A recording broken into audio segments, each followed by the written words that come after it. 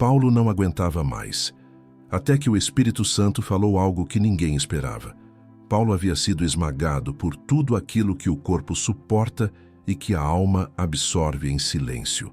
Açoites rasgaram sua carne, prisões congelaram seus dias, traições silenciosas atingiram seu peito com mais violência do que qualquer pedra. Ele sobreviveu a naufrágios, fome, solidão, difamações e desprezos. Mas agora, o que o feriu não veio de fora. Veio de dentro. O que ele carregava no corpo não doía tanto quanto aquilo que ninguém via. Ele chegou ao ponto onde a dor ultrapassa a lógica e afeta o espírito. Era o tipo de exaustão que nem a oração mais fervorosa parecia aliviar. A alma dele sussurrava: "Eu não consigo mais continuar." E esse sussurro, vindo de um homem que era a coluna da fé, não era fraqueza, era transparência, porque até mesmo os mais cheios do espírito chegam ao seu limite.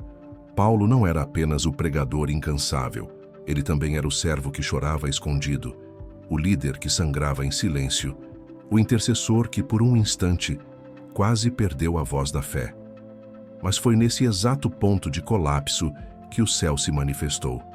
Depois de orar 3 vezes, pedindo para que aquilo fosse removido, o que ele recebeu não foi a retirada do fardo, foi a revelação.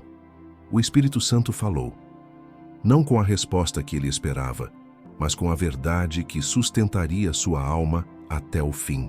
A resposta foi curta, mas eterna. A minha graça te basta. Essa frase cortou o silêncio como uma espada. Não aliviou a dor, mas revelou seu propósito. Não tirou o espinho, mas destravou um nível de revelação que nem mesmo os apóstolos mais próximos haviam experimentado ainda. Deus não removeu a dor, ele entrou nela. E quando ele entra, até o sofrimento se curva. Paulo não foi fortalecido com respostas. Foi revestido de propósito. O que antes parecia ruína, agora se tornava plataforma. O que era fraqueza, agora se transformava em canal, para que o poder de Deus se manifestasse sem barreiras. Porque quando a força humana chega ao fim, a graça começa a operar em seu nível mais profundo. E o homem que não aguentava mais, não foi curado no corpo, mas foi restaurado na alma. Essa experiência não ficou no passado. Ela continua viva, para quem está vivendo hoje exatamente isso. Cansaço espiritual, dor persistente, silêncios de Deus que parecem não acabar, orações que voltam sem resposta. Se você chegou ao ponto onde sua força não basta, então você está no lugar exato onde a graça começa. Porque a fé que resiste mesmo sem ver é a fé que o céu honra.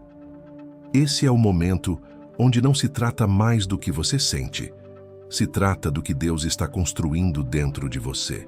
E assim como aconteceu com Paulo, talvez o que ele vai dizer a você hoje não seja o que você quer ouvir, mas é exatamente o que vai te fazer permanecer de pé. Essa é a história de um homem no limite e de um Deus que não prometeu tirar a dor, mas manifestar sua glória dentro dela. Quando os fortes quebram, o silêncio de Deus e o grito da alma. Paulo não era fraco, ele não começou a caminhada vacilante. Ele não era inconstante, nem raso, nem covarde. Pelo contrário, era o tipo de homem que encarava prisões como púlpitos e espancamentos como parte da missão.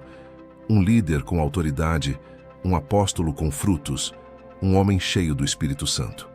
Mas mesmo assim, Paulo quebrou. E quebrou de uma forma que poucos entenderiam à primeira vista. Porque não foi o corpo que sucumbiu, foi a alma. Não foi o ministério que falhou, foi o fôlego interior que deu sinais de exaustão.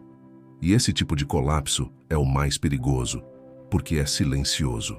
É quando o guerreiro sangra por dentro, e ninguém vê. Ele já havia enfrentado multidões furiosas, já tinha sido apedrejado, açoitado, arrastado para fora da cidade. Já tinha sobrevivido a naufrágios, fome, nudez e isolamento. Mas agora o espinho estava dentro.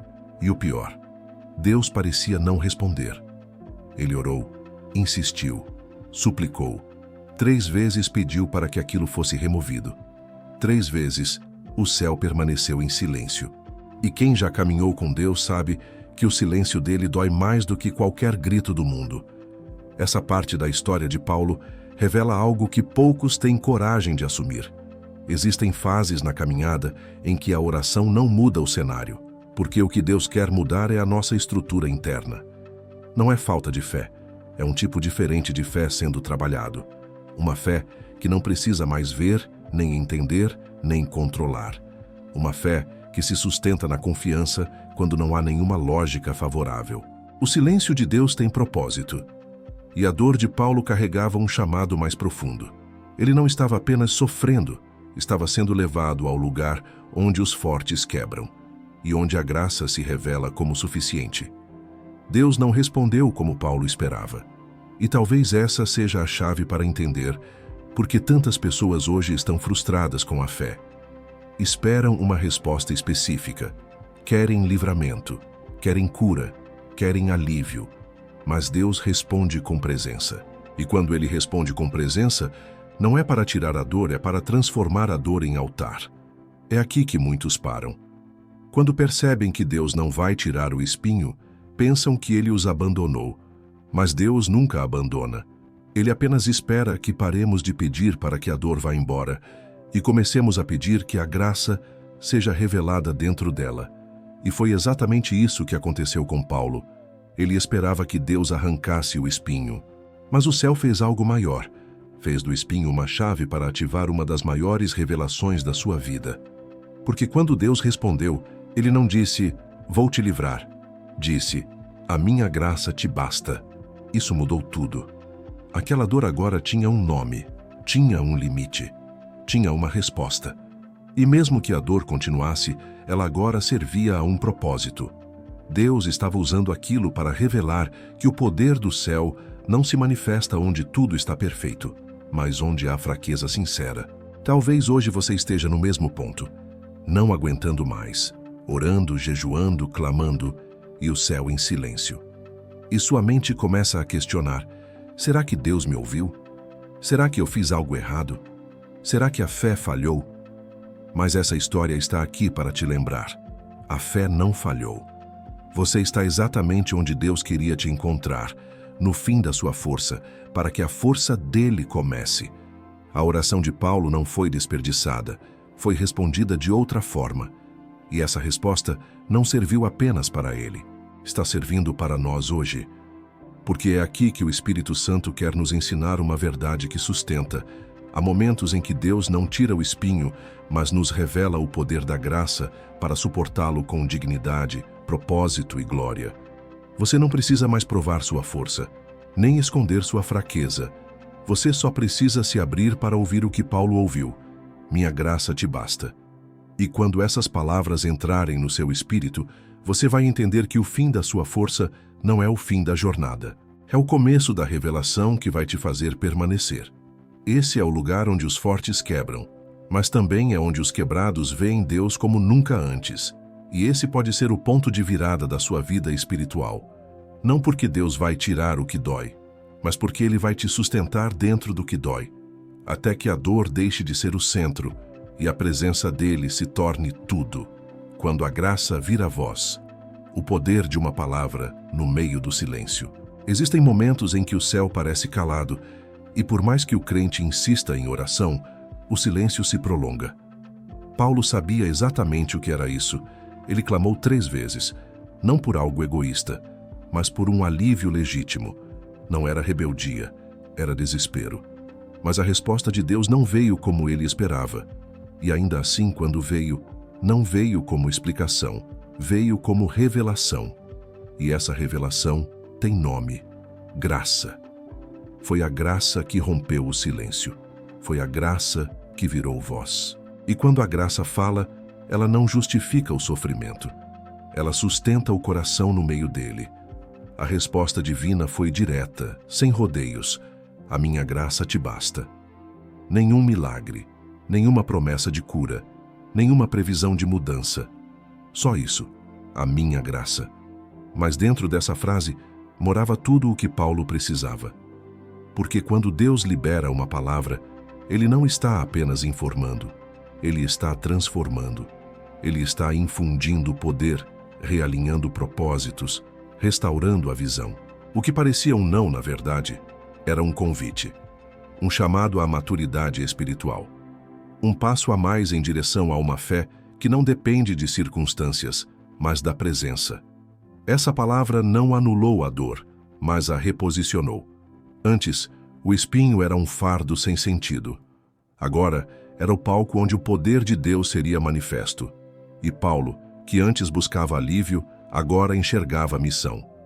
Ele não viu o espinho ir embora, mas viu a fraqueza se tornar o lugar onde a glória habitaria. Porque onde há graça, há vida. Onde há graça, há esperança. Onde há graça, há força para continuar, mesmo quando não há mais chão. Esse tipo de resposta exige humildade, porque o ego quer explicações, quer livramentos, quer controle. Mas a alma quebrantada sabe que basta uma palavra de Deus para transformar um coração em colapso em altar de adoração. Quando Deus diz, minha graça te basta, Ele está dizendo, você não está sozinho, você não está desamparado, você não está fora do meu plano. Eu estou aqui, não para tirar tudo, mas para te sustentar dentro de tudo. Paulo entendeu isso, e ao entender, ele não apenas aceitou, ele abraçou. Ele passou a se gloriar nas fraquezas, a se alegrar nas dificuldades, porque sabia que ali, exatamente ali, o poder de Deus se aperfeiçoava. E essa é uma chave que poucos desejam usar, mas aqueles que usam vivem um tipo de fé que não quebra com o tempo, uma fé que amadurece no fogo, que floresce no deserto, que se torna inabalável no meio da dor. A graça que Paulo recebeu não foi uma teoria, foi uma presença constante, um sustento invisível que carregava seu corpo machucado, sua alma cansada, sua mente esgotada. A graça era real, respirava com ele, vivia com ele, pregava com ele, chorava com ele. E essa mesma graça continua viva hoje. Continua respondendo corações que clamam em silêncio, corações que não sabem mais o que orar, que já tentaram tudo, que não esperam mais explicações, só a presença. Quando a graça vira voz, algo muda por dentro. Não há mais desespero, há entrega. Não há mais agonia, há confiança. Porque a palavra liberada pelo Espírito não é apenas som, é poder. É como Paulo escreveu em 1 Coríntios 2:4. A minha palavra e a minha pregação não consistiram em linguagem persuasiva de sabedoria, mas em demonstração do Espírito e de poder. Essa é a diferença entre quem ouve a resposta de Deus como uma frase e quem a recebe como uma transformação. Se hoje você está esperando uma resposta, talvez a palavra que você precisa ouvir não seja "vou tirar". Talvez seja exatamente essa: a minha graça te basta. E não é pouco, é tudo, porque a graça carrega o céu dentro dela, carrega consolo, força, direção, renovação. A graça é o sim de Deus mesmo quando tudo parece não. É a voz que invade o escuro com luz. É o sopro que impede a alma de morrer sufocada pela dúvida. Essa resposta ainda ecoa. Não ficou presa nas páginas da Bíblia. Está viva, está disponível. E está sendo dita agora para aqueles que param de lutar contra o processo e se rendem ao poder que só pode ser experimentado na fraqueza. Quando a graça fala, o inferno se cala. Quando a graça fala, a alma respira. Quando a graça fala, a história muda. Mesmo que o cenário permaneça igual, o espírito é reposicionado para enxergar além da dor. Talvez Deus esteja falando agora. E talvez o que você ouça não seja o que esperava, mas é exatamente o que vai te sustentar. Porque o Espírito Santo não responde conforme o nosso desejo. Ele responde conforme o nosso destino. E o que Ele está fazendo dentro de você agora, por meio dessa graça, não é alívio, é edificação. Não é fim, é fundação. Você não está afundando. Está sendo moldado para suportar a glória que virá depois dessa dor. Quando o espinho permanece, o propósito que a dor revela. Paulo orou. Não uma, nem duas, mas 3 vezes. E cada vez que se prostrava, esperava o mesmo que muitos de nós ainda esperamos, que Deus tirasse a dor. Mas o espinho ficou, não foi removido, não desapareceu com o tempo, não cedeu à oração insistente. E é exatamente aí que está a lição mais profunda. Porque se Deus não tirou, é porque havia algo ali que o céu considerava mais importante do que o alívio. Propósito. E propósito, quando revelado, muda tudo. Ele não apaga a dor, mas dá a ela um sentido. E quando a dor ganha sentido, ela deixa de ser castigo e se torna construção. Paulo não recebeu explicações sobre a origem do espinho. Ele não soube se era físico, emocional, espiritual ou tudo isso junto. A Bíblia, em 2 Coríntios 12:7, apenas o chama de um espinho na carne mensageiro de Satanás para me esbofetear. Mas logo depois ele mesmo declara: para que eu não me exaltasse. Ou seja, o propósito começou a se revelar. O espinho foi permitido para que Paulo não se perdesse em meio às revelações que recebera. A dor, nesse caso, não era abandono. Era proteção. O céu não o havia esquecido. O céu o estava guardando. Quantas vezes oramos para que algo acabe, sem perceber que esse algo está, na verdade, nos protegendo de cair em armadilhas invisíveis? O orgulho, a soberba, a independência de Deus são sutis. E quanto mais crescemos, mais perigosas essas tentações se tornam. Paulo estava sendo usado poderosamente, vendo revelações do paraíso, escrevendo verdades que moldariam o cristianismo para sempre. E mesmo assim, ele era vulnerável. E é nesse ponto que Deus interviu. Não para impedi-lo de crescer, mas para garantir que ele não se destruísse no processo. É duro aceitar que Deus usa a dor como instrumento, mas é ainda mais duro viver uma vida sem direção, sem propósito, sem transformação interior. O espinho foi a ferramenta que Deus usou para manter Paulo dependente, humilde, rendido. Enquanto o mundo via fraqueza, Deus via estrutura, porque só quem entende a graça consegue suportar um fardo que não some. Só quem confia na soberania divina aceita que certas orações não serão respondidas com um sim, mas com uma revelação que muda a forma como enxergamos a vida. A pergunta então muda. Não é mais, por que o espinho continua aqui? Mas, o que Deus quer me ensinar com ele? Quando essa virada acontece, a alma amadurece. A oração deixa de ser apenas um pedido por alívio e se transforma num clamor por discernimento. O espinho permanece, mas o sofrimento muda de tom. Agora, a dor não mais nos derrota. Ela nos leva a mergulhos mais profundos em Deus. Romanos 5:3 e 5 nos lembra disso. Também nos gloriamos nas tribulações, sabendo que a tribulação produz a perseverança, e a perseverança, a experiência, e a experiência, a esperança. E a esperança não nos decepciona, porque o amor de Deus foi derramado em nossos corações pelo Espírito Santo. Paulo sabia do que estava falando. Ele não escrevia como teórico, ele escrevia como quem sangrou por dentro, e descobriu que o sangue da dor, quando derramado no altar da fé, se transforma em perfume de adoração. Essa compreensão nos liberta, porque não precisamos mais correr atrás de explicações, nem nos desesperar por soluções imediatas. Podemos descansar na certeza de que, se Deus ainda não removeu o espinho, é porque Ele está usando isso para construir algo eterno. E o eterno sempre vale mais do que o passageiro. O conforto pode passar, mas o caráter que é moldado pela dor, esse permanece para sempre. Filipenses 1:29 revela outra camada disso. A vós vos foi concedido, por amor de Cristo, não somente crer nele, mas também padecer por ele. Ou seja, há um chamado na dor. Há um tipo de revelação que só nasce em lágrimas. Há glórias futuras sendo preparadas por sofrimentos presentes. E quem entende isso, começa a andar diferente. Fala com mais autoridade, enxerga com mais profundidade, ama com mais compaixão. Paulo não ficou paralisado pelo espinho. Pelo contrário, foi com o espinho cravado que ele escreveu as cartas mais poderosas. Foi assim que ele pregou, ensinou, discipulou. O espinho não o impediu de cumprir o chamado.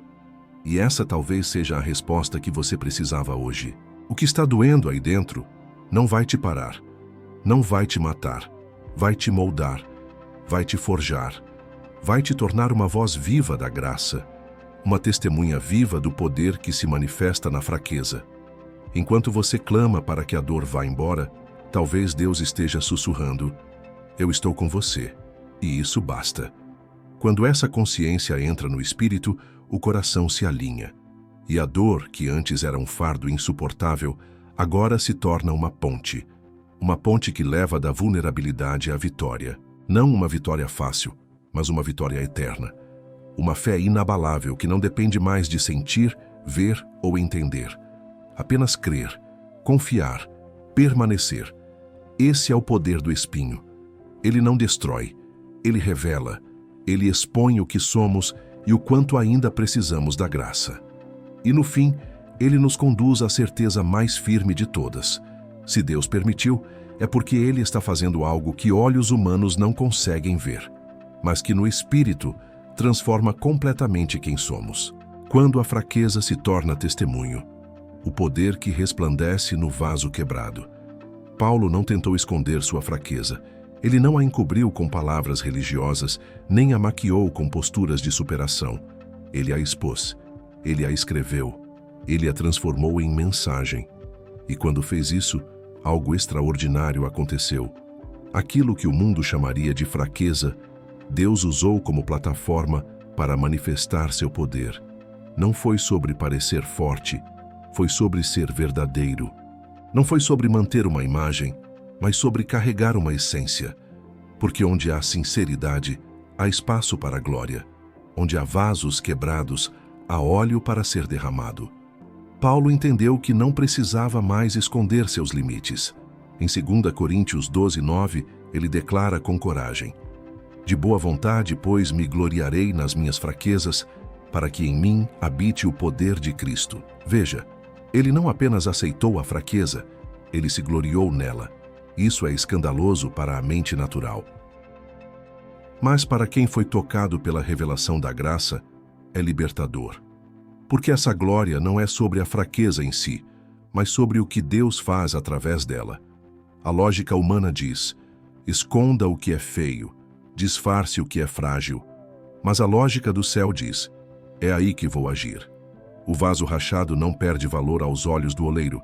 Pelo contrário, ele se torna canal. Canal de testemunho, canal de consolo, canal de identificação com outros que também estão quebrados. Porque enquanto uns se afastam da dor alheia, quem foi restaurado sabe como se aproximar com compaixão. A Bíblia sempre usou homens e mulheres com marcas. Moisés era gago, Gideão, medroso, Davi, adúltero, Elias, depressivo, Pedro, impulsivo, Tomé, incrédulo, Paulo, com um espinho. E todos eles foram poderosamente usados, porque Deus não se impressiona com perfeição. Ele se move onde há coração quebrantado e espírito contrito. Isaías 57:15 confirma isso. Habito no alto e santo lugar, mas também com o contrito e abatido de espírito, para vivificar o espírito dos abatidos e vivificar o coração dos contritos. É nesse ambiente que a verdadeira fé floresce. Uma fé que não se apoia em discursos, mas em vivências. Que não se limita a ensinar sobre Deus, mas que manifesta Deus mesmo em meio ao caos. Uma fé que não se expressa apenas quando tudo está bem, mas que resiste quando tudo parece perdido. Paulo não precisou provar nada a ninguém.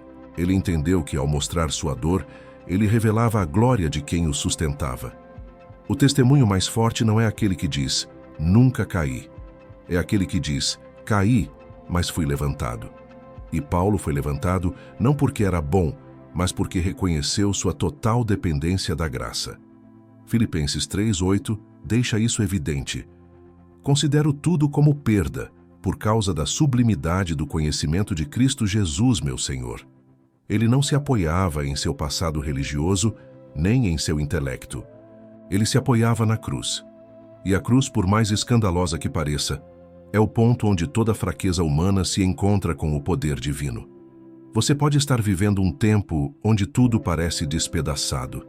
Talvez sua fé esteja em ruínas, suas orações sem voz, suas forças esgotadas. Mas é exatamente nesse cenário que o testemunho começa a nascer. Porque enquanto você tenta manter tudo intacto, Deus espera o momento em que você se rende. E ao se render, você permite que o poder dele se manifeste. Não para te expor, mas para te reconstruir. Não para te envergonhar, mas para te usar como exemplo de redenção. A glória de Deus não está apenas no que ele faz por fora. Ela se revela, sobretudo, no que ele transforma por dentro. A fraqueza que você esconde pode ser a ponte para tocar vidas que hoje estão sem direção. Porque nada alcança mais alguém ferido do que a história de quem já sangrou no mesmo lugar e sobreviveu. O seu testemunho não será construído no dia em que tudo der certo, mas no dia em que, mesmo sem forças, você decidir não desistir. E quando isso acontecer, você vai entender o que Paulo quis dizer em 2 Coríntios 4:7. Temos, porém, este tesouro em vasos de barro, para que a excelência do poder seja de Deus e não de nós. O tesouro está aí, mesmo com rachaduras, mesmo com traumas, mesmo com lágrimas não explicadas. O tesouro é Cristo em você, e ele brilha mais forte exatamente onde as rachaduras permitirem que a luz escape. Esse é o lugar onde o testemunho verdadeiro nasce, onde a fé não é discurso, é sobrevivência, onde a presença de Deus não é teoria, é oxigênio, onde você descobre que não precisa ser invencível para ser usado, apenas precisa ser sincero. Deus não unge personagens, ele unge pessoas reais, com histórias reais, dores reais e experiências que servem de bálsamo para outras almas cansadas. Você não precisa mais se esconder, nem fingir que está tudo bem. Deixe Deus transformar sua fraqueza em testemunho. Deixe Ele usar suas cicatrizes como mapas para quem ainda está perdido. Porque no fim, o que brilha não é a força do vaso, é o tesouro que ele carrega. O silêncio de Deus, quando o céu ensina sem dizer uma palavra, quando a ausência de respostas revela a presença. Há momentos em que o silêncio de Deus não é um castigo, é um método. Paulo, que havia ouvido a voz de Cristo no caminho de Damasco, que havia sido arrebatado ao terceiro céu, que escrevia com ousadia e poder espiritual, também enfrentou o vazio desconcertante de orar e não ser respondido como esperava. Ele orou 3 vezes para que o espinho na carne fosse removido e não recebeu o milagre, mas recebeu algo maior. Porque antes da resposta audível veio o silêncio, e foi nesse espaço de espera, onde nada se ouvia, que tudo começou a ser transformado por dentro. O silêncio de Deus nem sempre é uma negativa. Muitas vezes é um convite, um chamado para mergulhar mais fundo, para purificar as motivações, para separar o que é desejo passageiro do que é sede verdadeira por Ele. Isaías 30:15 revela: Na quietude e na confiança estaria a vossa força, mas não quisestes. Deus valoriza o silêncio porque sabe que ele cria espaço para a escuta interior. Quando o céu se cala, a alma grita. E é nesse clamor que a presença de Deus, muitas vezes invisível, se torna tangível. Paulo podia ter interpretado o silêncio como rejeição, mas escolheu perceber como direção. Ao invés de desistir, ele permaneceu. Ao invés de se afastar, ele se aprofundou. E nessa profundidade, o Espírito Santo começou a forjar uma convicção que não dependia mais de respostas visíveis. Em Romanos 8:26, ele escreve: O mesmo Espírito intercede por nós, com gemidos inexprimíveis. Ou seja, mesmo quando não ouvimos nada, há uma intercessão celestial acontecendo no secreto. Há um movimento no invisível. O silêncio de Deus nunca é estéril. Ele carrega sementes de revelação. É comum querermos que Deus fale do nosso jeito, no nosso tempo, mas o silêncio obriga a alma a desacelerar, a observar, a perceber a voz de Deus nas entrelinhas, no pranto que cessa aos poucos, no peso que vai diminuindo com o passar dos dias, no consolo que não vem de uma palavra, mas de uma paz que excede todo o entendimento, como diz Filipenses 4:7. E foi essa paz que Paulo experimentou, mesmo sem ter visto o espinho sair. Ele encontrou ali um tipo de consolo que não dependia da mudança da situação, mas da presença que invadia o coração. Muitos que estão lendo ou ouvindo este texto talvez estejam exatamente nesse lugar, orando sem resposta, buscando sem retorno, jejuando, esperando, chorando, e nada parece mudar.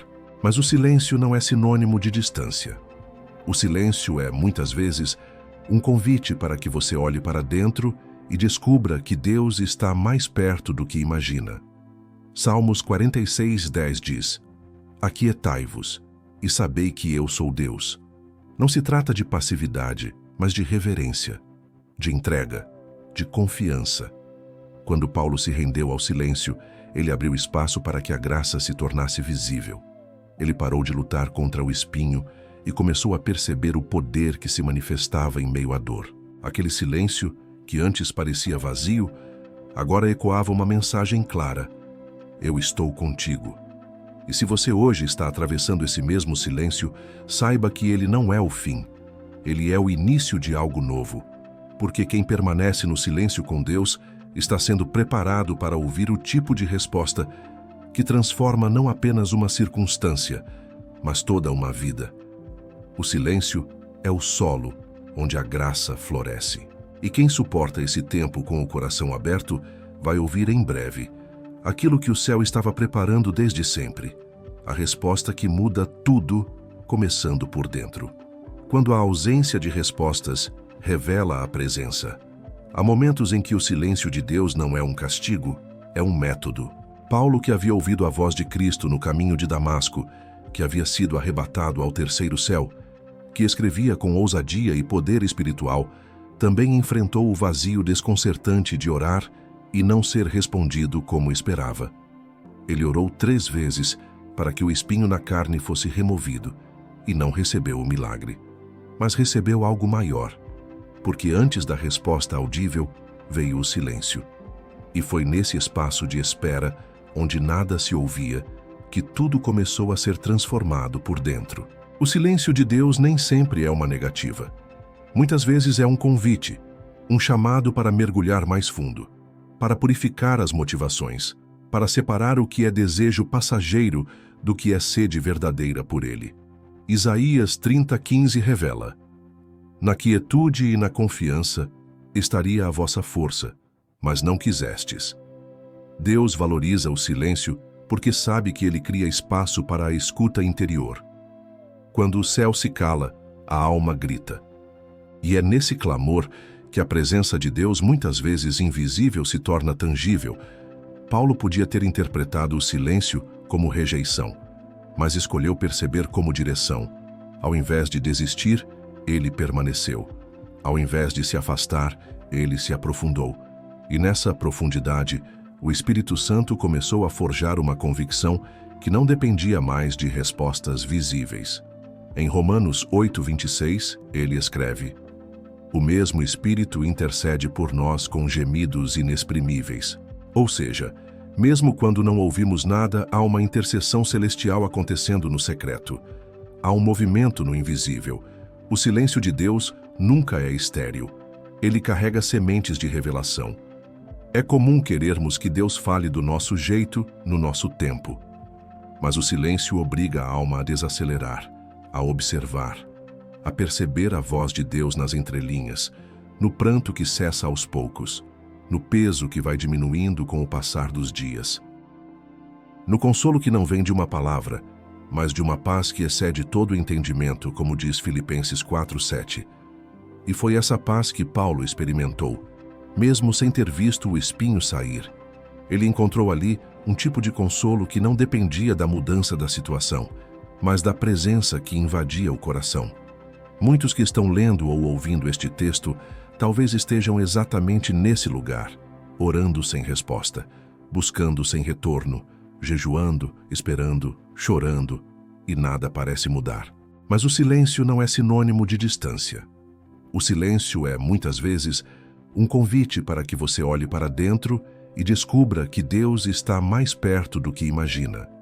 Salmos 46:10 diz: Aquietai-vos e sabei que eu sou Deus. Não se trata de passividade, mas de reverência, de entrega, de confiança. Quando Paulo se rendeu ao silêncio, ele abriu espaço para que a graça se tornasse visível.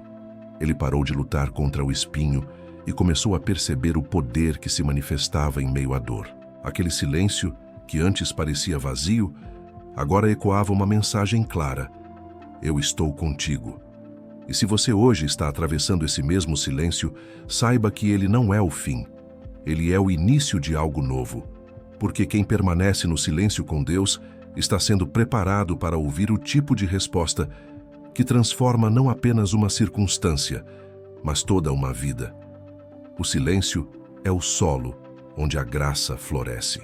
E quem suporta esse tempo com o coração aberto vai ouvir em breve aquilo que o céu estava preparando desde sempre, a resposta que muda tudo, começando por dentro. A voz que ecoa no silêncio. Mesmo quando Deus não fala como esperamos, Ele não deixa de se comunicar. O silêncio não é o oposto da presença. É um tipo de linguagem que transcende palavras. Paulo começou a perceber que, enquanto esperava por uma resposta audível, algo já estava sendo dito na alma. A resistência que crescia dentro dele, a coragem que o impulsionava a continuar, a paz que se estabelecia mesmo sem explicações. Tudo isso era resposta. Tudo isso era Deus falando de outra forma. Muitos esperam que Deus fale com trovões, com sinais, com confirmações visíveis. Mas a voz de Deus muitas vezes é sutil, como um sussurro na alma, como um toque invisível que alinha o coração com a eternidade. Em 1 Reis 19:12, Deus não estava no vento forte, nem no terremoto, nem no fogo. Estava numa brisa suave. Elias, assim como Paulo, teve que aprender a ouvir o que não é dito com palavras. A voz de Deus pode vir em um versículo que salta aos olhos, em uma lembrança que aquece o coração, em uma paz que invade de forma inexplicável, em uma canção que toca fundo, em uma pregação que parece ter sido feita sob medida. A voz de Deus também é percebida no fruto gerado: paciência, mansidão, fé, amor. Gálatas 5:22 nos lembra que onde o Espírito está, esses frutos são produzidos. Portanto, se você está se tornando mais semelhante a Cristo mesmo sem ouvir respostas diretas, entenda, Ele está falando. Paulo reconheceu isso ao escrever aos Coríntios que se gloriaria nas fraquezas para que o poder de Cristo repousasse sobre ele. 2 Coríntios 12:9. Ou seja, ele entendeu que a voz de Deus não era apenas o que se ouvia, mas o que se percebia na transformação interior. O espinho não saiu, mas Paulo saiu diferente. O problema permaneceu, mas a perspectiva mudou. E isso só acontece quando aprendemos a discernir a voz divina no silêncio humano. O silêncio, então, não é apenas um espaço de espera, é um espaço de escuta. Uma escuta que vai além dos ouvidos, que passa pela alma. A voz que ecoa no silêncio nos treina para viver pela fé e não pelo que vemos, para confiar em quem Deus é, mesmo quando não entendemos o que Ele faz. E foi essa voz que sustentou Paulo, que o levantou em meio à dor, que o manteve firme quando tudo dentro dele gritava por desistência. Se você está atravessando um tempo em que o céu parece em silêncio, lembre-se, Deus pode estar falando mais alto do que nunca, apenas de outra forma. Ele pode estar moldando sua alma, preparando seu coração, afinando sua escuta. E quando você menos esperar, aquilo que hoje parece um silêncio doloroso será lembrado como o momento em que mais aprendeu a ouvir a voz de Deus. Quando a ausência de respostas revela a presença. Há momentos em que o silêncio de Deus não é um castigo, é um método. Paulo, que havia ouvido a voz de Cristo no caminho de Damasco, que havia sido arrebatado ao terceiro céu, que escrevia com ousadia e poder espiritual, também enfrentou o vazio desconcertante de orar e não ser respondido como esperava. Ele orou 3 vezes para que o espinho na carne fosse removido e não recebeu o milagre, mas recebeu algo maior. Porque antes da resposta audível veio o silêncio, e foi nesse espaço de espera, onde nada se ouvia, que tudo começou a ser transformado por dentro. O silêncio de Deus nem sempre é uma negativa. Muitas vezes é um convite, um chamado para mergulhar mais fundo, para purificar as motivações, para separar o que é desejo passageiro do que é sede verdadeira por Ele. Isaías 30:15 revela: na quietude e na confiança estaria a vossa força, mas não quisestes. Deus valoriza o silêncio porque sabe que ele cria espaço para a escuta interior. Quando o céu se cala, a alma grita. E é nesse clamor que a presença de Deus, muitas vezes invisível, se torna tangível. Paulo podia ter interpretado o silêncio como rejeição, mas escolheu perceber como direção. Ao invés de desistir, ele permaneceu. Ao invés de se afastar, ele se aprofundou. E nessa profundidade, o Espírito Santo começou a forjar uma convicção que não dependia mais de respostas visíveis. Em Romanos 8:26 ele escreve: "O mesmo Espírito intercede por nós com gemidos inexprimíveis." Ou seja, mesmo quando não ouvimos nada, há uma intercessão celestial acontecendo no secreto. Há um movimento no invisível. O silêncio de Deus nunca é estéril. Ele carrega sementes de revelação. É comum querermos que Deus fale do nosso jeito, no nosso tempo, mas o silêncio obriga a alma a desacelerar, a observar, a perceber a voz de Deus nas entrelinhas, no pranto que cessa aos poucos, no peso que vai diminuindo com o passar dos dias, no consolo que não vem de uma palavra, mas de uma paz que excede todo entendimento, como diz Filipenses 4:7. E foi essa paz que Paulo experimentou, mesmo sem ter visto o espinho sair. Ele encontrou ali um tipo de consolo que não dependia da mudança da situação, mas da presença que invadia o coração. Muitos que estão lendo ou ouvindo este texto talvez estejam exatamente nesse lugar, orando sem resposta, buscando sem retorno, jejuando, esperando, chorando, e nada parece mudar. Mas o silêncio não é sinônimo de distância. O silêncio é, muitas vezes, um convite para que você olhe para dentro e descubra que Deus está mais perto do que imagina. Salmos 46:10 diz: "Aquietai-vos e sabei que eu sou Deus." Não se trata de passividade, mas de reverência, de entrega, de confiança. Quando Paulo se rendeu ao silêncio, ele abriu espaço para que a graça se tornasse visível. Ele parou de lutar contra o espinho e começou a perceber o poder que se manifestava em meio à dor. Aquele silêncio que antes parecia vazio, agora ecoava uma mensagem clara: "Eu estou contigo." E se você hoje está atravessando esse mesmo silêncio, saiba que ele não é o fim. Ele é o início de algo novo. Porque quem permanece no silêncio com Deus está sendo preparado para ouvir o tipo de resposta que transforma não apenas uma circunstância, mas toda uma vida. O silêncio é o solo onde a graça floresce. E quem suporta esse tempo com o coração aberto vai ouvir em breve aquilo que o céu estava preparando desde sempre. A resposta que muda tudo, começando por dentro. Quando o silêncio desperta a fé que vê no escuro. O silêncio é um campo de batalha invisível, onde a fé é refinada como ouro no fogo. Não há música de fundo, não há visões, não há palavras de confirmação. Apenas o eco da própria voz em oração e a sensação de que os céus estão fechados. Mas nesse vazio Deus não está ausente. Ele está lapidando uma fé que não precisa mais de sinais para continuar crendo. Uma fé que enxerga no escuro. Paulo sabia que tipo de voz estava acostumado a ouvir. A voz que o derrubou no caminho de Damasco. A voz que o guiava em visões e o impedia de ir a certos lugares para pregar. A voz que inspirava as cartas que até hoje nos moldam.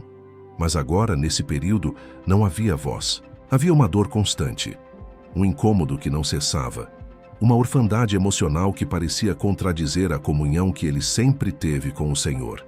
E é aí que a verdadeira fé entra em cena. A fé que não se apoia no que sente, mas no que sabe.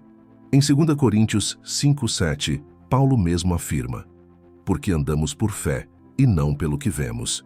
Essa declaração não surgiu em um culto com manifestações visíveis do Espírito, mas em meio a uma jornada em que ele precisou crer quando tudo o empurrava para o desespero.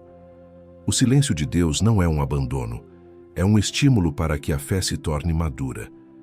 Quando tudo está escuro, você começa a perceber luzes que antes ignorava, a lembrança de promessas, o testemunho de outros que também venceram no escuro, a firmeza da palavra escrita que nunca falha.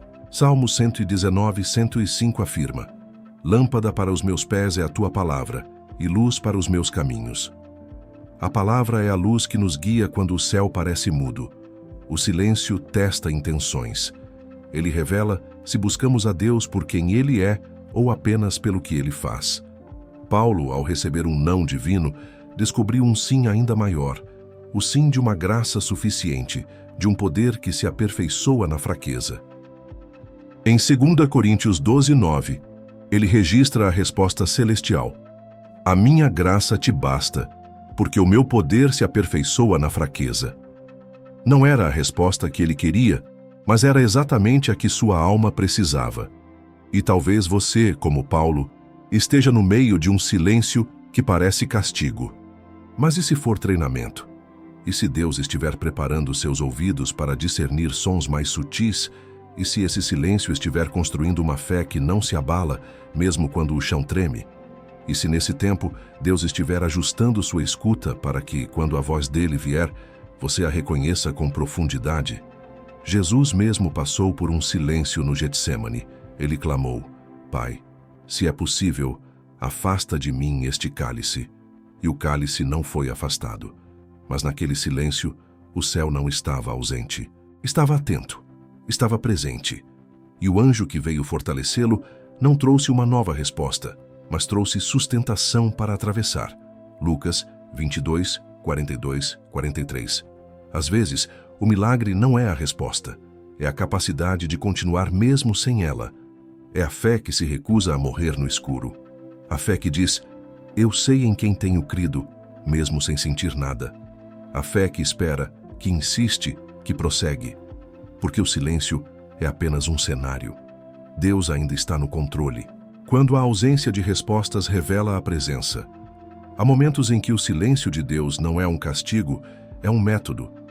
Paulo, que havia ouvido a voz de Cristo no caminho de Damasco, que havia sido arrebatado ao terceiro céu, que escrevia com ousadia e poder espiritual, também enfrentou o vazio desconcertante de orar e não ser respondido como esperava. Ele orou 3 vezes para que o espinho na carne fosse removido e não recebeu o milagre, mas recebeu algo maior. Porque antes da resposta audível veio o silêncio, e foi nesse espaço de espera, onde nada se ouvia, que tudo começou a ser transformado por dentro. O silêncio de Deus nem sempre é uma negativa. Muitas vezes é um convite, um chamado para mergulhar mais fundo, para purificar as motivações, para separar o que é desejo passageiro do que é sede verdadeira por Ele. Isaías 30:15 revela: "Na quietude e na confiança estaria a vossa força, mas não quisestes." Deus valoriza o silêncio porque sabe que Ele cria espaço para a escuta interior. Quando o céu se cala, a alma grita. E é nesse clamor que a presença de Deus, muitas vezes invisível, se torna tangível.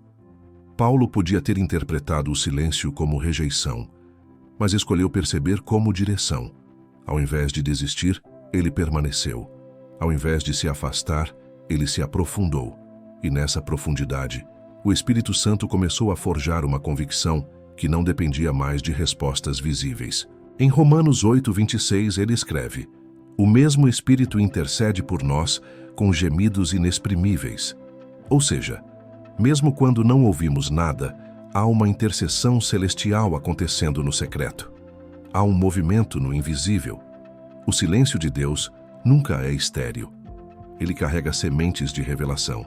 É comum querermos que Deus fale do nosso jeito, no nosso tempo, mas o silêncio obriga a alma a desacelerar, a observar, a perceber a voz de Deus nas entrelinhas, no pranto que cessa aos poucos, no peso que vai diminuindo com o passar dos dias, no consolo que não vem de uma palavra, mas de uma paz que excede todo o entendimento, como diz Filipenses 4:7. E foi essa paz que Paulo experimentou, mesmo sem ter visto o espinho sair. Ele encontrou ali um tipo de consolo que não dependia da mudança da situação, mas da presença que invadia o coração.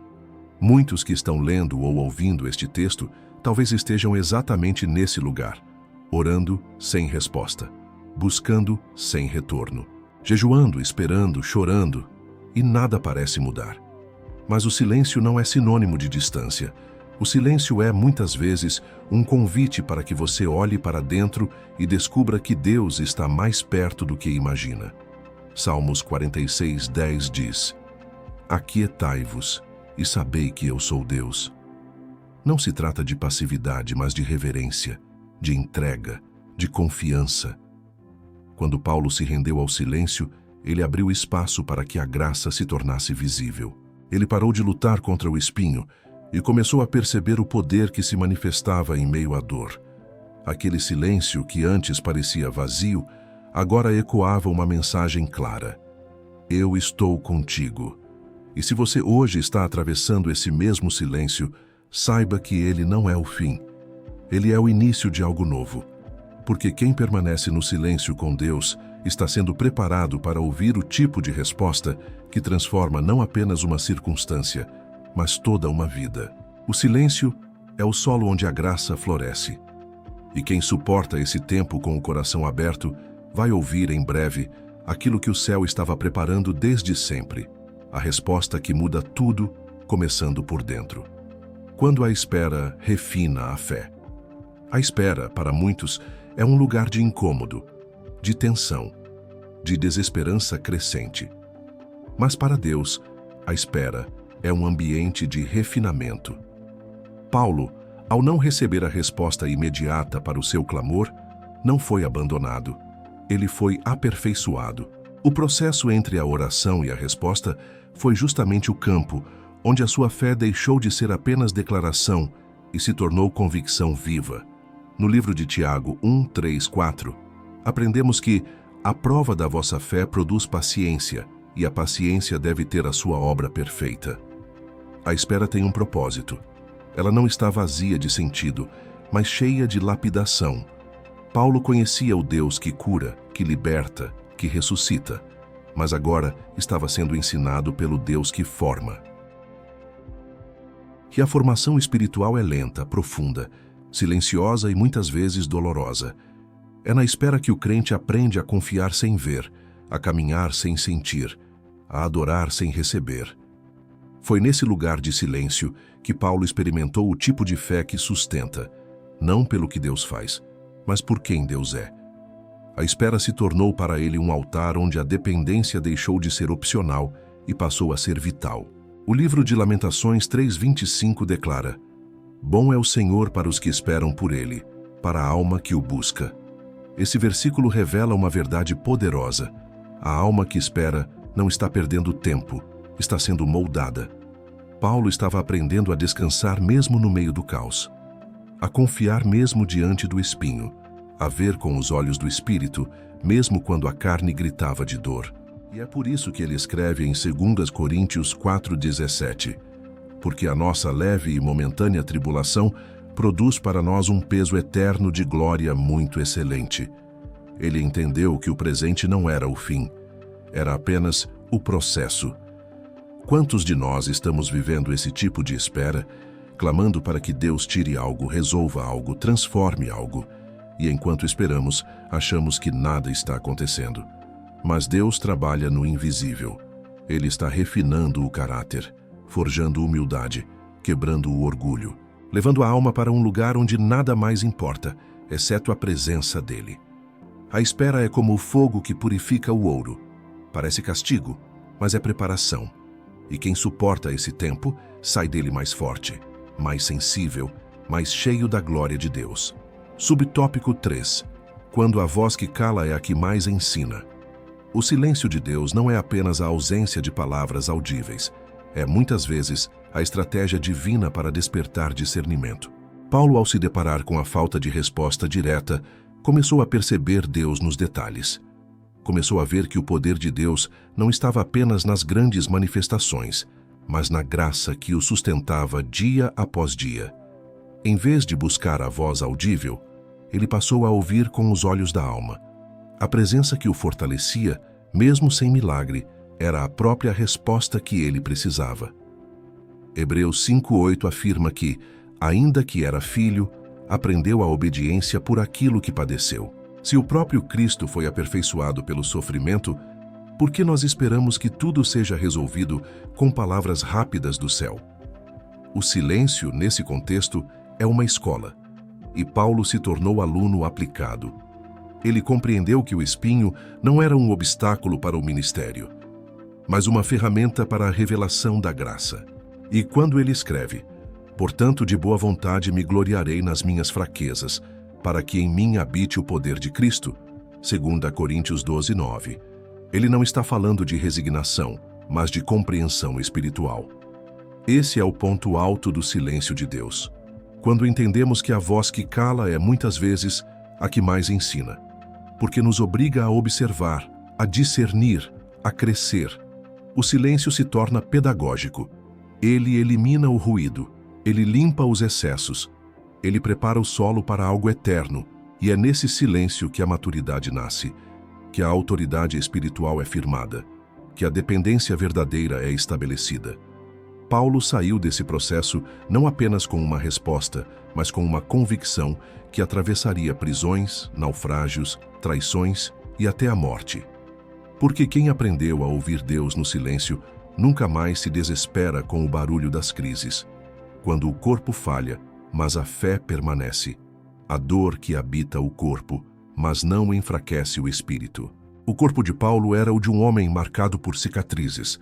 Suas costas traziam os sinais das 40-1 chicotadas que recebeu mais de uma vez. Seus pulsos conheciam o ferro frio das correntes. Seus pés haviam tocado a frieza das masmorras e a ardência das areias escaldantes das estradas romanas. Seu estômago conhecia a fome e o jejum. Seu corpo, em resumo, era um campo de batalha. E ainda assim, dentro dessa casa frágil de carne e osso, habitava uma fé que nem o tempo, nem as dores, nem os espinhos conseguiram apagar. Paulo nunca negou sua fraqueza física. Pelo contrário, ele a reconhecia com clareza.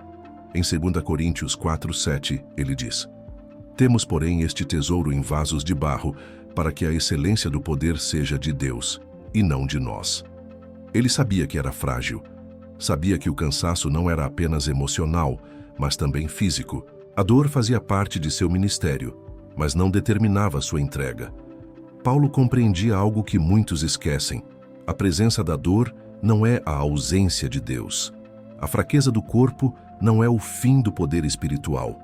Na verdade, é ali que o poder se manifesta com mais clareza. Há uma sabedoria divina que se revela quando o corpo não responde mais. Quando a força humana chega ao fim, começa a força de Deus. Em 2 Coríntios 12:9, Paulo relata o que ouviu diretamente do Senhor: "A minha graça te basta, porque o meu poder se aperfeiçoa na fraqueza." Essa frase não foi escrita por um teólogo em uma sala confortável, mas por um homem doente, espancado, sozinho, em meio a prisões, rejeição e dores incessantes. E mesmo assim, ele encontrou na fragilidade o lugar onde Deus brilhou com mais intensidade. O cristianismo de Paulo não era triunfalista. Ele não prometia que a fé eliminaria todas as dores, mas que tornaria possível atravessá-las com significado. Filipenses 1:29 confirma isso. "Porque a vós vos foi concedido, por amor de Cristo, não somente crer nele, mas também padecer por ele." A dor, portanto, não era uma surpresa, era parte do chamado. Mas não uma dor vazia, era uma dor cheia de propósito. Muitos hoje buscam uma espiritualidade que evite o sofrimento, mas Paulo nos ensina que há algo maior do que a ausência da dor, a presença de Deus na dor. Há algo mais profundo do que o conforto físico, é a paz que excede o entendimento. E há algo mais poderoso do que a cura imediata, é a redenção do sofrimento, transformando o que seria apenas dor em testemunho, o que seria apenas perda em glória. Talvez você também esteja enfrentando dores que ninguém vê. Um diagnóstico recente, uma enfermidade crônica, uma limitação física que consome silenciosamente as suas esperanças. Talvez você tenha clamado como Paulo por 3 vezes ou mais e a resposta não veio. Ou pior, veio, mas não foi a que você queria. E agora, você está tentando entender como seguir adiante com um corpo que insiste em falhar. A resposta de Deus para Paulo continua ecoando hoje: "A minha graça te basta." A graça é suficiente. Ela não anestesia a dor, mas fortalece a alma. Ela não impede a queda, mas sustenta na fraqueza. Ela não evita o choro, mas consola no meio dele. E é por isso que Paulo continua, porque ele entendeu que mesmo sem forças, a missão continua. Mesmo sem cura, a fé não diminui. Mesmo sem alívio, o chamado permanece. Porque a força de Deus não está em evitar que soframos, mas em nos acompanhar no meio do sofrimento e fazer com que ele não seja o fim da nossa história. Portanto, se o seu corpo está falhando, lembre-se, você é mais do que ele. Há uma vida que pulsa no seu espírito. Há um Deus que habita em você. E há um propósito que não depende de força muscular, mas de coração rendido. Paulo nos mostra que a fé verdadeira não é medida pela ausência de dor, mas pela capacidade de continuar mesmo nela. E quem segue com Deus nesse caminho descobre que a dor que habita o corpo pode até ser constante, mas jamais será maior do que a graça que habita o espírito. A espiritualidade que sobrevive ao cansaço. Há um tipo de cansaço que não se resolve com sono. Ele não é apenas físico, mas existencial. Ele surge quando o corpo está esgotado, mas a alma também não encontra repouso. Paulo conhecia esse tipo de fadiga. Em suas viagens missionárias, enfrentava distâncias imensas, climas adversos, rejeição contínua e um peso emocional que poucos poderiam carregar. Mas mesmo assim, sua espiritualidade não cedeu. Ela foi provada, mas permaneceu.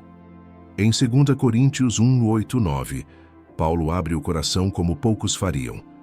Porque não queremos, irmãos, que ignoreis a tribulação que nos sobreveio na Ásia, pois que fomos sobremaneira agravados, mais do que podíamos suportar, de modo tal que até da vida desesperamos. Mas já em nós mesmos tínhamos a sentença de morte, para que não confiássemos em nós, mas em Deus, que ressuscita os mortos. Note a honestidade brutal de Paulo. Ele admite o desespero. Não espiritualiza a dor, não mascara a exaustão. Mas é exatamente ali, nesse ponto extremo, que a sua fé ganha contornos ainda mais reais. Não uma fé idealizada, mas uma fé que sobrevive ao caos. Uma espiritualidade que não depende de sensações ou conquistas, mas que é fundamentada na pessoa de Cristo, mesmo quando tudo ao redor desmorona. Paulo não escondia que estava no limite, mas é a partir desse limite que ele começa a vislumbrar algo maior. Em Gálatas 6:9, ele deixa um conselho que revela sua experiência. E não nos cansemos de fazer o bem, porque a seu tempo ceifaremos se não houvermos desfalecido. Esse versículo não é para quem está sempre forte, mas para quem está quase desistindo. É uma promessa para quem segue mesmo com o coração sangrando. E Paulo sabe do que fala. Ele continua, não porque não se cansa, mas porque descobriu uma força que não vem dele. O cansaço não é sinal de fracasso espiritual. É sinal de humanidade. É o resultado natural de quem está dando tudo de si por algo que importa. A diferença é o que fazemos com esse cansaço. Fugimos dele? Nos rendemos a ele? Ou aprendemos, como Paulo, a transformá-lo em um altar, onde colocamos nossas limitações diante de um Deus que nunca se esgota? Isaías 40, 29 e 31 nos dá a chave. Dá força ao cansado e multiplica as forças ao que não tem nenhum vigor. Os jovens se cansarão e se fatigarão, e os moços certamente cairão. Mas os que esperam no Senhor renovarão as suas forças, subirão com asas como águias, correrão e não se cansarão, caminharão e não se fatigarão. Paulo experimentou isso. Ele descobriu que a esperança em Deus não elimina o cansaço, mas o transforma em oportunidade de renovo. Há uma espiritualidade que não precisa de palco nem de performance. Ela nasce na dor, cresce no anonimato e floresce no meio do deserto. Essa espiritualidade que Paulo cultivou. Uma fé que não precisa de certezas para continuar. Um amor por Cristo que resiste ao tempo, ao sofrimento e ao abandono. E é isso que o torna um referencial tão poderoso para nós hoje. Você pode estar cansado, cansado de esperar, cansado de crer, cansado de fazer o bem e não ver resultados. Mas se a sua espiritualidade estiver enraizada em Cristo, ela não vai morrer. Mesmo que o corpo fraqueje, mesmo que os amigos sumam, mesmo que a dor seja constante. Porque o segredo não está em você, mas naquele que te sustenta. O mesmo que sustentou Paulo, o mesmo que transforma cansaço em coragem, fraqueza em força e dor em glória. A força invisível que sustenta os fracos. Existem momentos em que a fé não grita, ela apenas resiste. Não é barulhenta nem empolgante, é silenciosa, firme, oculta aos olhos humanos, mas viva diante de Deus. Essa é a fé que Paulo cultivava nos dias em que o corpo estava em ruínas e a alma ferida. Uma fé que não dependia de resultados visíveis, mas de uma certeza inabalável. A de que Deus ainda estava com ele, mesmo quando tudo ao redor dizia o contrário. Em Filipenses 4, 12 e 13, Paulo escreve algo que transcende o entendimento comum. Sei estar abatido e sei também ter abundância. Em toda maneira e em todas as coisas estou instruído, tanto a ter fartura como a ter fome, tanto a ter abundância como a padecer necessidade. Posso todas as coisas naquele que me fortalece.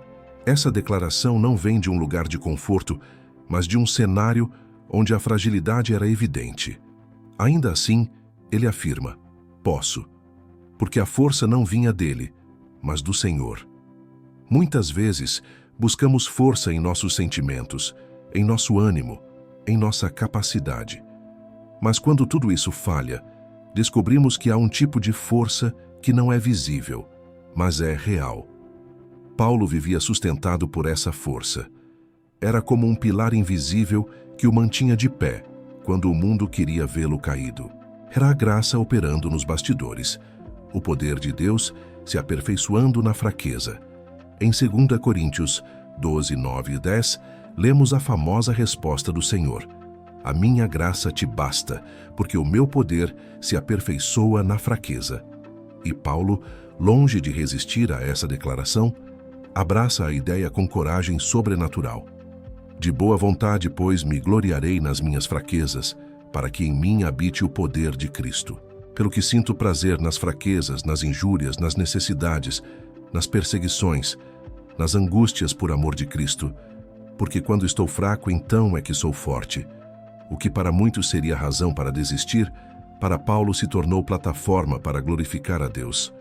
Não porque ele fosse masoquista, mas porque compreendeu que Deus não espera perfeição, mas rendição. Quando reconhecemos nossa fragilidade, abrimos espaço para que a força de Deus se manifeste. É na confissão da nossa impotência que o poder divino encontra caminho para operar. Hebreus 11 é conhecido como o capítulo dos heróis da fé. E, curiosamente, muitos deles não foram lembrados por conquistas visíveis, mas por resistirem em meio à dor. Da fraqueza tiraram força. Hebreus 11, 34. Isso define a jornada de Paulo. Ele tirava força da fraqueza porque não confiava em si, mas no Deus que o chamara. O mesmo Deus que ainda hoje sustenta aqueles que reconhecem sua total dependência. Talvez você esteja tentando parecer forte, segurando as pontas, ocultando as dores, mas a verdadeira força não está na aparência, está na raiz, está naquilo que sustenta mesmo quando ninguém vê. E essa raiz precisa estar em Cristo, porque quando você se ancora nele, o vento pode soprar, as águas podem subir, o mundo pode ruir, mas você permanece, não por sua resistência, mas pela fidelidade de quem te sustenta. Se você chegou ao fim das suas forças, saiba que é exatamente aí que Deus começa a agir. Ele não precisa da sua força, ele precisa da sua entrega. Ele não espera que você tenha tudo sob controle. Ele quer apenas que você confie. A força invisível que sustentou Paulo é a mesma que está disponível hoje. Basta reconhecer sua fraqueza e clamar: Senhor, me sustenta. As tramas invisíveis da oposição espiritual. Existem lutas que os olhos humanos não veem, mas que dilaceram a alma com mais violência do que qualquer agressão física. Paulo sabia disso. Por trás das chicotadas, das prisões e das traições, havia algo mais profundo, um sistema espiritual operando para silenciar a voz de quem carrega o reino. Não era apenas Roma, não eram apenas os religiosos, era o inferno tentando calar quem havia sido vocacionado para proclamar. Paulo escreve em Efésios 6:12: Porque não temos que lutar contra carne e sangue, mas sim contra os principados, contra as potestades, contra os príncipes das trevas deste século, contra as hostes espirituais da maldade nos lugares celestiais. Essa revelação não foi teórica para ele, era vivida na pele. Cada ataque físico era apenas a sombra de uma guerra invisível que se travava ao seu redor, e ele não ignorava isso. Pelo contrário, era justamente essa consciência que o fazia permanecer firme. Enquanto muitos desanimam ao primeiro sinal de oposição, Paulo encarava cada afronta como um sinal de que estava no caminho certo. Ele entendia que o inferno não se move contra quem está parado, mas contra quem está causando impacto no mundo espiritual. Por isso, cada luta era, na verdade, uma confirmação do seu chamado. Cada cadeia, uma plataforma. Cada perseguição, uma oportunidade de manifestação da glória de Deus. Em Atos 16, Paulo e Silas são presos injustamente, após libertarem uma jovem possuída por espírito de adivinhação. Eles foram espancados e lançados ao cárcere mais profundo. Humanamente, seria o fim. Mas à meia-noite, em vez de murmuração, há adoração. Eles cantam, eles exaltam, e o resultado é sobrenatural. Um terremoto abala os alicerces da prisão, as portas se abrem e os grilhões caem. Essa é a dinâmica do reino.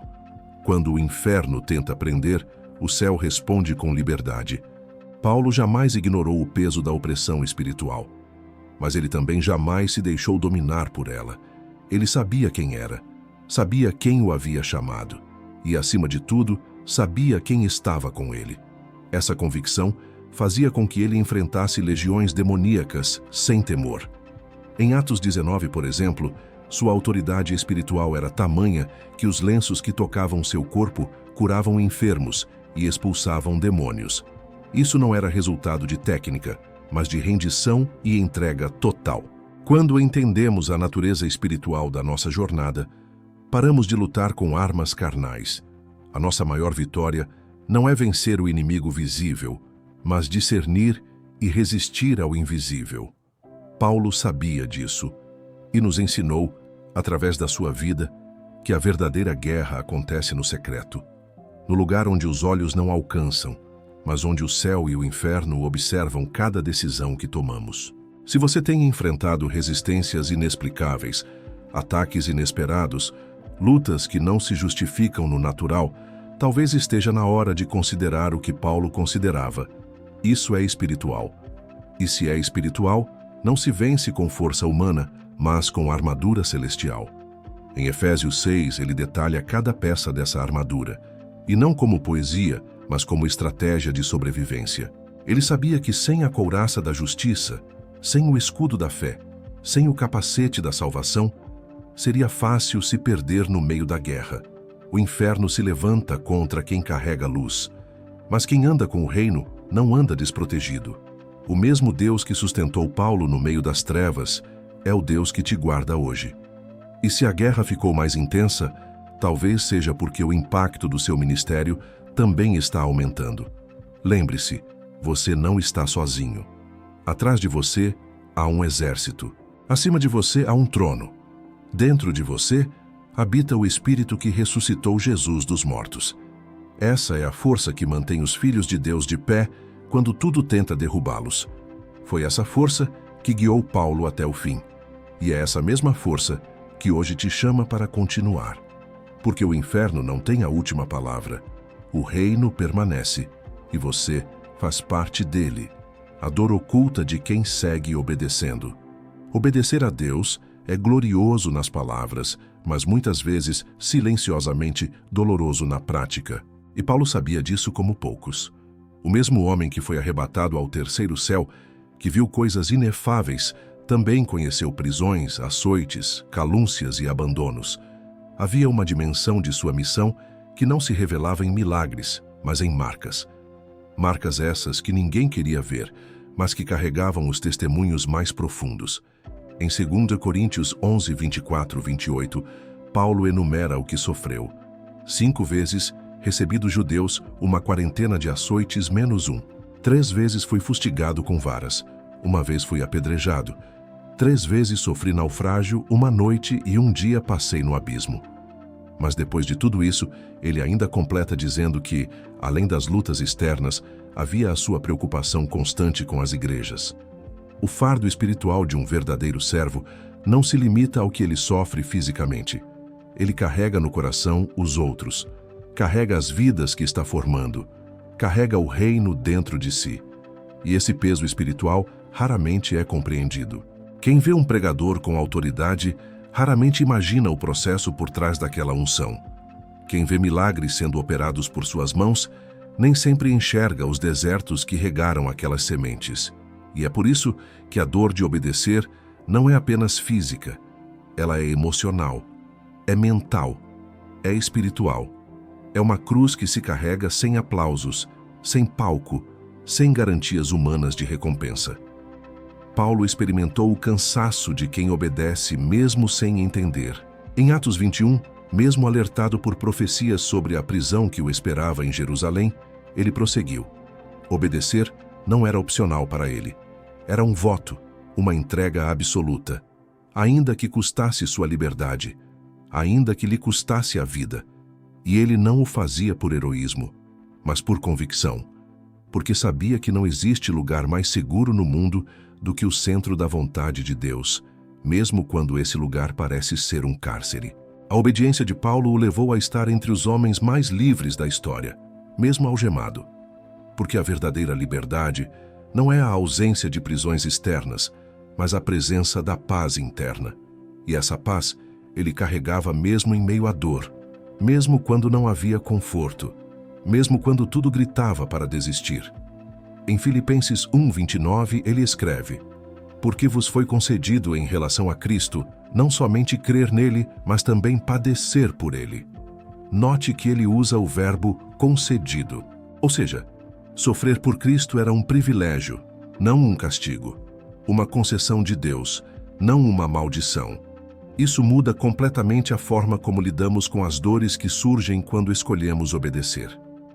Paulo nos ensina que não se trata de buscar o sofrimento, mas de aceitar que ele fará parte do caminho quando se decide caminhar com integridade. Porque obedecer nem sempre nos levará aos lugares desejados, mas sempre nos levará aos lugares certos. Mesmo quando esses lugares forem solitários, mesmo quando forem hostis, mesmo quando forem incompreendidos. Hoje muitos esperam que seguir a Deus os livre da dor, mas Paulo mostra que seguir a Deus não é escapar da dor, e sim encontrar propósito dentro dela. Ele encontrou propósito na prisão, no naufrágio, na traição. E é por isso que sua vida ecoa até hoje. Porque ele não viveu para si, viveu para aquele que o havia chamado. E mesmo quando tudo parecia desmoronar, ele permanecia de pé. Não porque era forte, mas porque era obediente. Que a obediência constrói uma base que nem o inferno consegue abalar.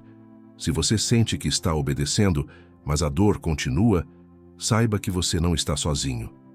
Você está no mesmo caminho de Paulo. E assim como ele foi sustentado, você também será.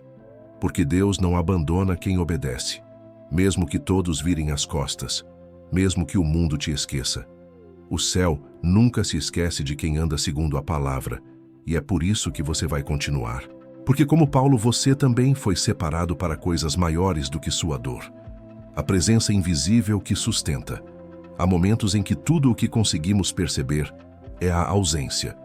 A ausência de respostas, de soluções, de alívio. Mas o maior engano da alma ferida é confundir o silêncio de Deus com sua partida. Paulo nos ensina pela sua própria história que mesmo quando tudo parece vazio, existe uma presença invisível sustentando cada passo. Uma presença que não precisa ser sentida para ser real. Uma presença que não está nos arrebatamentos emocionais, mas na permanência silenciosa do Espírito. Em Atos 27, Paulo está a caminho de Roma, prisioneiro, em um navio que enfrenta uma tempestade brutal. Durante dias, nem o sol nem as estrelas aparecem. O mar revolto parecia anunciar o fim. Mas no meio da escuridão, Paulo se levanta e diz: porque esta mesma noite O anjo do Deus de quem eu sou e a quem sirvo esteve comigo. Atos 27, 23. Enquanto todos viam apenas o caos, Paulo enxergava a presença. Enquanto todos perdiam a esperança, ele recebia uma palavra. Isso não aconteceu porque ele era especial, mas porque ele sabia onde repousava sua fé. Não na estabilidade das circunstâncias, mas na fidelidade de Deus. Esse é o segredo de quem permanece. É saber que nem sempre vamos ver, nem sempre vamos sentir, nem sempre vamos compreender. Mas mesmo assim, a presença continua lá. Não é uma presença teatral, é uma presença fiel, que caminha junto no meio da dor, que permanece mesmo quando não há milagres visíveis, que sustenta mesmo quando não sentimos mais forças para continuar. Paulo revela isso de forma poderosa em 2 Timóteo 4, 16, 17. Na minha primeira defesa, ninguém foi a meu favor, antes todos me abandonaram. Mas o Senhor permaneceu ao meu lado e me revestiu de força. Todos o abandonaram, todos, mas o Senhor permaneceu. E isso foi suficiente, porque quando todos os apoios humanos caem, é a presença divina que nos levanta. Quando não há mais mãos estendidas, ainda existe uma mão invisível sustentando por dentro. Essa presença não removeu Paulo da prisão, não anulou a espada que viria sobre ele, mas transformou sua prisão em plataforma, sua solidão em unção, sua dor em mensagem. É por isso que ele escreve cartas profundas justamente do lugar de maior aflição, porque a presença que o acompanhava era mais real que os grilhões, era mais forte que o medo, era mais doce que qualquer consolo humano. Hoje muitos buscam a presença de Deus em arrepios, manifestações, sensações, mas Paulo nos lembra que a presença verdadeira se revela mesmo quando nada disso está presente. Ela se revela na firmeza da fé, na convicção de que, mesmo sem ver, Ele está. Mesmo sem ouvir, Ele fala. Mesmo sem sinais, Ele guia. E é essa presença que nos impede de desabar. Salmos 46, 1 diz: Deus é o nosso refúgio e fortaleza, socorro bem presente na angústia. Não é um socorro distante, é bem presente. E talvez seja isso que você precisa ouvir hoje, que mesmo sem sentir, você está sendo sustentado, que mesmo no escuro, você não está sozinho, que mesmo entre lágrimas existe uma mão te segurando para que você não afunde. A presença invisível que sustentou Paulo é a mesma que sustenta os que escolhem permanecer, os que continuam mesmo com medo, os que andam mesmo sem força, os que obedecem mesmo sem entender, porque essa presença não depende de nossa performance, mas de sua promessa. E eis que eu estou convosco todos os dias, até a consumação dos séculos. Mateus 28, 20. Todos os dias, até o fim. Portanto, se hoje você se sente como Paulo no meio da tempestade, lembre-se, você não está só. Mesmo que todos tenham ido embora, mesmo que ninguém compreenda sua dor, a presença invisível continua aí. E é ela que vai te sustentar até que a luz volte a brilhar. Quando tudo diz que é o fim, Deus começa algo novo. Talvez você tenha chegado até aqui sentindo o coração apertado, a alma cansada, as lágrimas secas de tanto chorar. Talvez você esteja vivendo exatamente aquilo que Paulo enfrentou.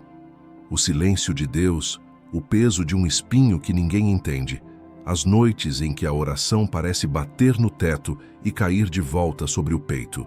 Talvez você tenha dito, ainda que em pensamento, eu não aguento mais. Mas se essa é a sua realidade, escute com atenção. Esse não é o fim da sua história, porque foi exatamente nesse ponto que Paulo descobriu algo que mudou tudo. Não foi a força que o salvou, não foi o milagre exterior, foi a palavra, foi o toque interior, foi o Espírito Santo quebrando o silêncio com uma frase que ecoa até hoje. A minha graça te basta. Quando tudo parecia dizer que era o fim, o céu revelou que havia algo maior, porque o fim dos nossos recursos é o começo da dependência total. O fim das nossas forças é o solo fértil onde Deus manifesta o poder dele. E essa mesma voz que sustentou Paulo é a que hoje sussurra ao seu coração. Não com condenação, mas com esperança, com ternura, com verdade. Essa voz que diz: eu estou com você. Eu não te deixei. Eu ainda tenho planos, mesmo que você não entenda nada agora. Essa voz que te convida a levantar os olhos do espinho e olhar para a cruz. Porque foi na cruz que toda dor foi redimida. Foi na cruz que todo abandono foi vencido. Foi na cruz que a vitória foi selada. Hoje, Deus não está te prometendo ausência de lutas. Ele está te oferecendo presença na guerra. Ele não está dizendo que vai remover tudo o que te incomoda, mas está garantindo que nada vai te vencer enquanto você estiver nele. Ele está dizendo: se você me buscar de todo o coração, me encontrará. Jeremias 29:13. E isso muda tudo, porque quem encontra a Deus encontra descanso, mesmo sem explicações. Encontra propósito, mesmo na dor. Encontra paz, mesmo na guerra. Encontra esperança, mesmo no vale da sombra da morte. Você não precisa de mais provas. Você precisa de uma decisão. A decisão de voltar para Deus com tudo o que você é. Com as feridas, com as dúvidas, com os cacos, com o medo, mas com sinceridade, com verdade, com sede. Porque Deus não rejeita o quebrantado. Ele corre ao encontro do que se rende. Ele abraça o que volta. Ele restaura o que confia. Por isso, não espere mais um sinal. O sinal já veio. Está nesse vídeo. Está nesse momento. Está nesse chamado. Hoje é o dia de se render. Hoje é o dia de rasgar o coração. Hoje é o dia de dizer: Senhor, eu não aguento mais sozinho. Me ajuda, me segura, me guia. E Ele vai ouvir, vai responder, vai agir. Não porque você merece, mas porque Ele te ama com amor eterno.